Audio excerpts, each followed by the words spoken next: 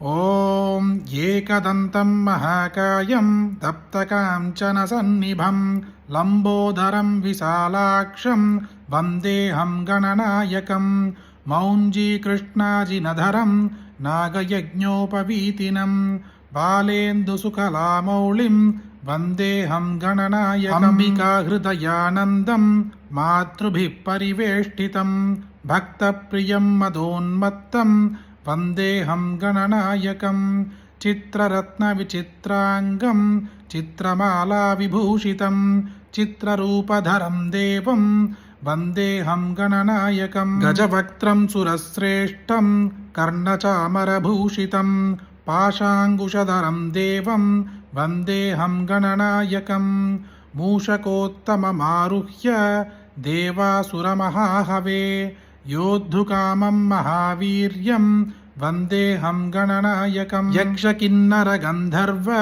सिद्धविद्याधरैः सदा स्तूयमानं महाबाहुं वन्देऽहं गणनायकं सर्वविघ्नहरं देवं सर्वविघ्नविवर्जितं सर्वसिद्धिप्रदातारं वन्देऽहं गणनायकं गणाष्टकमिदं पुण्यं यः पठेत् सततं नरः सिद्ध्यन्ति सर्वकार्याणि विद्यावान् धनवान् भवेत् प्रणम्य शिरसा देवं गौरीपुत्रं विनायकं भक्तावासं स्मरेन्नित्यम् आयुष्कामार्थसिद्धये प्रथमं वक्रतुण्डं च एकदन्तं द्वितीयकं तृतीयं कृष्णपिङ्गाक्षं गजवक्त्रं चतुर्थकं लम्बोदरं पञ्चमं च षष्ठमं विकटमेव च सप्तमं विघ्नराजं च धूम्रवर्णं तथाष्टमं नवमं बालचन्द्रं च दशमं तु विनायकम्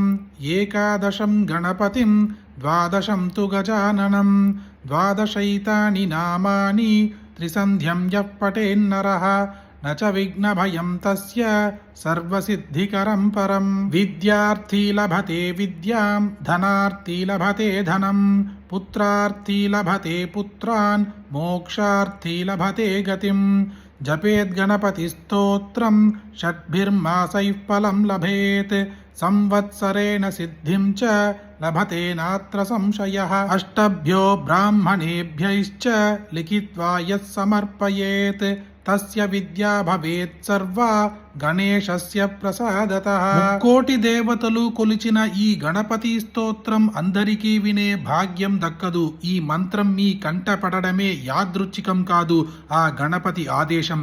అలాంటి ఒక అద్భుతమైన స్తోత్రం మీరొక్కరే వింటే సరిపోతుందా? మీకు తెలిసిన అందరికీ షేర్ చేయండి. ఈ వీడియోని లైక్ చేయండి. మళ్ళీ ఇంకొక వీడియోలో కలుద్దాం. జై జయ శంకర, హర హర శంకర.